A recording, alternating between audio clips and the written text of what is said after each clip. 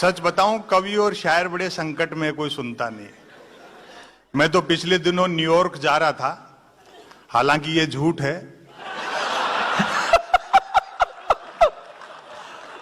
लेकिन मैंने मोदी जी से सीखा है कि आदमी झूठ भी बोले तो विजन बड़ा होना चाहिए। जिंदाबाद।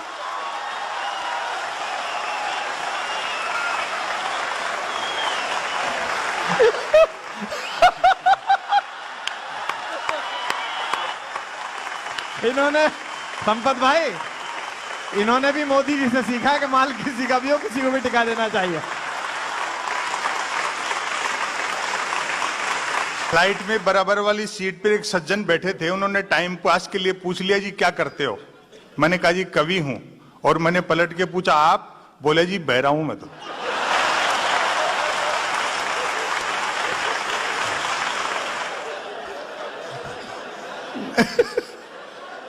कवि शायरों को सुनकर के आपको लग ही गया होगा कि अच्छे दिन चल रहे हैं। जियो वाले फ्री सिम बेच करके भी कमा रहे हैं और बीएसएनएल अपना खर्चा रॉन्ग नंबर से निकाल रहा है। अच्छा है, वाह वाह वाह वाह। इससे ज्यादा अच्छे दिन क्या आएंगे। मैं तो घर की देहरी पे बैठा था तो एक सज्जन रोते पीटते आए। रात को शायद स्वच्छ भारत अभियान के तहत एक चोर उनका घर साफ कर गया था।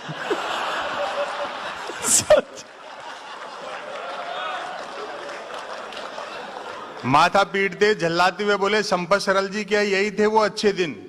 मैंने कहा कहने वालों ने ये थोड़ी कही थी कि अच्छे दिन सिर्फ साहूकारों के आएंगे। सरकार का एक लक्ष्य सबका साथ सबका विकास भी तो है। हाँ, लेकिन हम भाग्यशाली हैं कि 68 साल में पहली बार हमें एक बहुराष्ट्रीय प्रधानमंत्री मिले।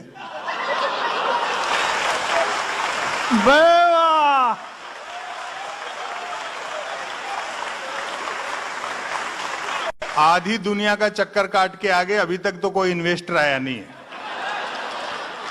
इससे अच्छा तो 2.5 साल में देश के व्यापारियों पर ही भरोसा करता तो देश की तकदीर बदल जाती। आधी दुनिया का चक्कर काट के आगे अभी कोई इन्वेस्टर आया नहीं है बड़ा।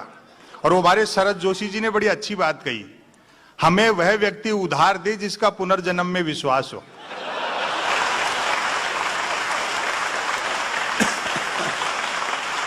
मैंने तो खुद एक मोबाइल फोन फाइनेंस करा रखा है ताकि फाइनेंस करने वाली कंपनियों के फोन आ सके। फोन करने वाली अक्सर लड़की होती है, वह बोलती है सर हमारी कंपनी से लोन ले लो, कम इंटरेस्ट आ रहा है। मैं तो कहता हूं भाई तू तो बोलती रहे, बहुत इंटरेस्ट आ रहा है।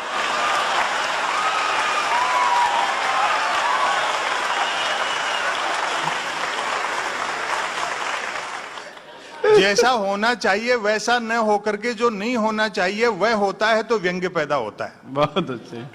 अभी बताया जैसे 1000 और 500 के नोट चलन से बाहर हुए, गैर कानूनी घोषित नहीं हुए हैं। ऐसे समझिए जैसे 2 बुजुर्ग नोटों को मार्गदर्शक मंडल में डाल दिया है।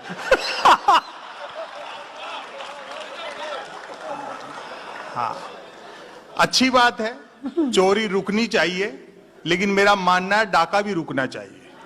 वाह वाह वाह वाह वाह वाह वाह वाह वाह, क्या बात है। एक लाइन में श्री श्री रविशंकर यमुना के उद्धार में लगे थे और विजय माल्या गंगा में आ गया।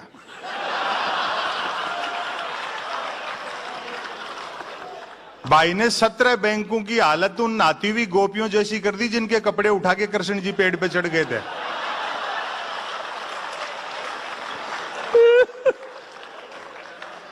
राजनीतिक दलों को मिलने वाला जो चंदा है वो आरटीआई के दायरे में लाओ, तब पता लगेगा कि सीना कितने इंच का है।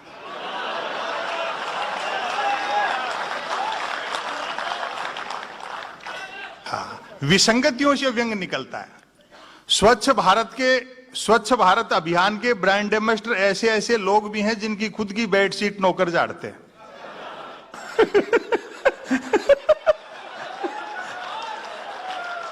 और वो लोगो देखा आपने स्वच्छ भारत अभियान का, गांधी जी का चश्मा जिसके एक शीशे पर स्वच्छ लिखा है, दूसरे पर भारत, यानी जिधर स्वच्छ दिखता है उधर तो भारत नहीं है। हाय हाय वाह, जिंदाबाद। भाई वाह भाई वाह, कमाल कर दिया, कमाल और कर जिधर भारत दिखता है वो स्वच्छ नहीं है। दिया। क्या दृश्य हद है। तो तब हो गई जब डीडी किसान चैनल लॉन्च किया सरकार ने और उसके ब्रांड एम्बेसडर बनाए गए अमिताभ बच्चन। तो किसी ने सवाल कर लिया कि अमिताभ बच्चन का खेती किसानी से क्या लेना देना। मैंने कहा भैया सरकार का मानना है कि फसल में दाने भले ही न लगे, पौधे तो लंबे हों।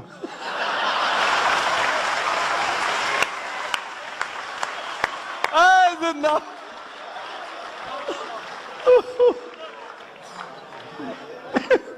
वो पिछले साल जापान के प्रधानमंत्री शिंजो आबे आए थे हिंदुस्तान।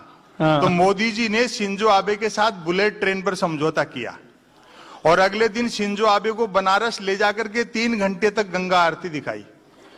3 घंटे तक गंगा आरती देखने के बाद शिंजो आबे ने कहा, मोदी जी जब आप लोगों के पास इतनी फुर्सत है तो काहे को बुलेट ट्रेन चला रहे हैं?